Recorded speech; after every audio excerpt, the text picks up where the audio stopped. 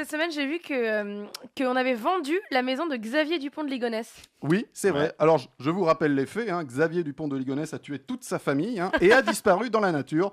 Donc, j'ai imaginé un petit peu... J'ai le droit d'acheter sa baraque, il y a un problème avec ça. De quoi? C'est moi qui l'ai acheté. Tu l'as acheté? Exact. Ah ben, on va en parler dans la chronique. Et donc, j'ai donc imaginé la visite de la maison. Donc, bonjour, bienvenue dans la maison hantée. Enfin, je veux dire, bienvenue dans la maison entrée.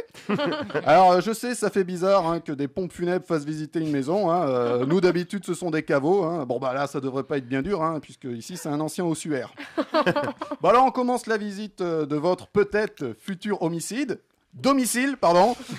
Bon, déjà, le moins que l'on puisse dire, c'est une maison familiale. Tout a été refait à neuf, même les fenêtres, puisqu'avant, c'était des meurtrières. C'est du double vitrage, mais même avant ça, c'était très, très bien isolé. Sauf les murs, la couleur est d'origine, rouge. Oh.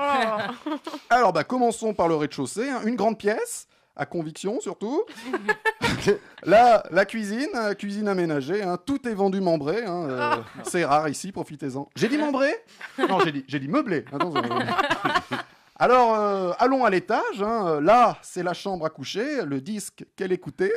Pardon, réflexe. Non, c'est parce qu'en ce moment, on fait visiter l'appartement de Claude François. On s'est spécialisé. Et hier, on a vendu la maison de Monsieur Landru. Donc, vous avez compris, ce sont les chambres froides. Enfin, je veux dire, ça n'a pas été habité depuis un petit moment. Forcément, on a perdu en degrés. Ici, une salle de bain de sang. Je vous ai dit, les couleurs sont d'origine. Au-dessus, c'est le grenier, charpente en bois. C'est du sapin. Et je m'y connais. Je vous propose de vous descendre à la cave. Bon, vous le voyez, c'est un bel espace, idéal pour faire un stand de tir ou des oubliettes. Eh bien, finissons avec le jardin, spacieux pour faire des cache-cache avec les enfants. La terrasse a été refaite par l'ancien propriétaire assez frais. Et là, il m'a fait plaisir, il a mis du marbre.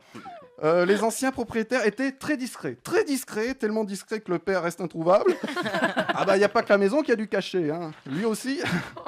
Une maison bien placée, beaucoup de commerces à proximité, boucherie, monsieur bricolage.